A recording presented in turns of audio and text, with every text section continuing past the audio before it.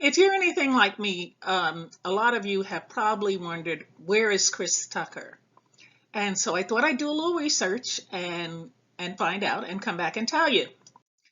It's been 12 years since we last saw detectives Young Lee and James Carter taking down the Chinese mafia on the big screen in the Rush Hour franchise.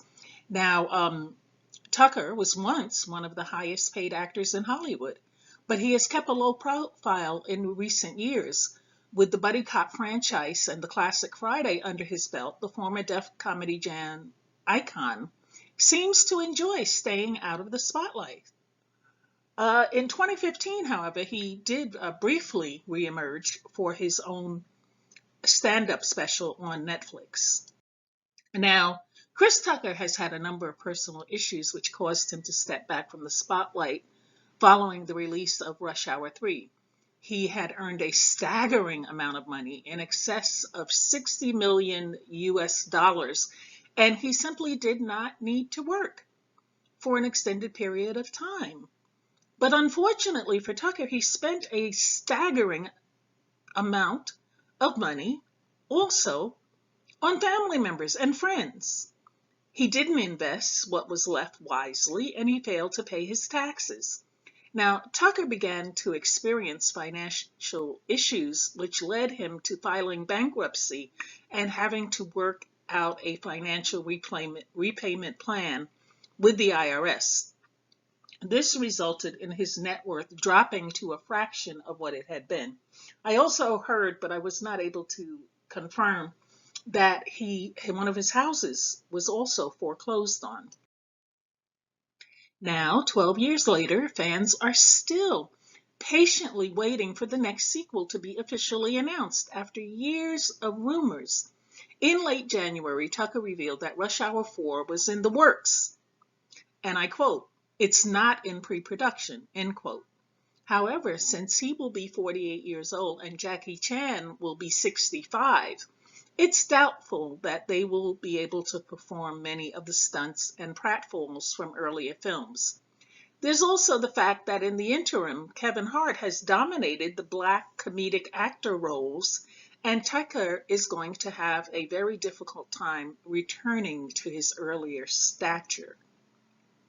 You know, we used to say back in the day, out of sight, out of mind, and that's what happens with a lot of entertainers. Once they drop off the scene, the public is very fickle. They move on to the next one.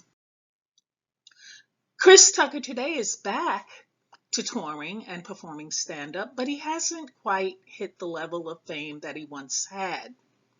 Now, he slipped off the A-list radar to take a step back from comedy and focus on his spirituality. And when he does take on big roles, he selects them very carefully. Tucker rediscovered his faith after starring in lots of films and became a born-again Christian. As a result, he allegedly turned down roles in a lot of blockbusters. He turned down starring roles in Lethal Weapon 4, the Friday sequels, and The Pink Panther. Tucker also said he was looking for deeper, more well-rounded acting jobs that weren't being offered to him. I want to say, I commend Chris for his seeking of truth and the seeking of Christ and becoming a born-again Christian. However, my question to him is, brother, all these films that you have under your belt and with all the language and behavior and so forth, I'll never forget that role in Fifth Element. It had almost every degree of debauchery that you could find in one film. However, you found God. He finally found God. He took off time to do that, and that I commend you for, Brother Chris, because there's so many of your fellow entertainers who are successful who are not seeking the light. They prefer to stay in darkness. And during the rise, all they thought about during their come up was the money. They sure weren't thinking about the Lord then. So anytime there is an opportunity for someone to seek and find the Lord while they still have life, I commend them. So I commend you, Brother Chris. Um, it's more things I want to say. So one, enjoy life and do good. And please, please bless the ministry below. Um, those of you who can, please do. I need you desperately. My treatment, it has a copay. My Insure, which is what I need to eat because I can barely hold down anything else, is not covered. It's not covered by my insurance. So it's $60 a case, and I need actually 3 cases a month because there's only 30 cans in a case. And so I need to have breakfast, lunch, and dinner. But I could get by on just breakfast and lunch. So two cases would work also. So keep that in mind in your generous giving, those of you who can, and those of you who can't, God bless you and enrich you so that you will be able to do for yourself and your family. Okay, I want to say a prayer. Thank you, Lord, for the ministry. Thank you for the subscribers, Lord. Thank you for inspiring this video, Lord.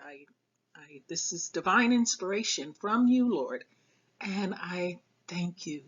I thank you for the message that money is nothing without you, Lord. So I want to stress that in every way. In the mighty name of Yeshua HaMashiach. Amen.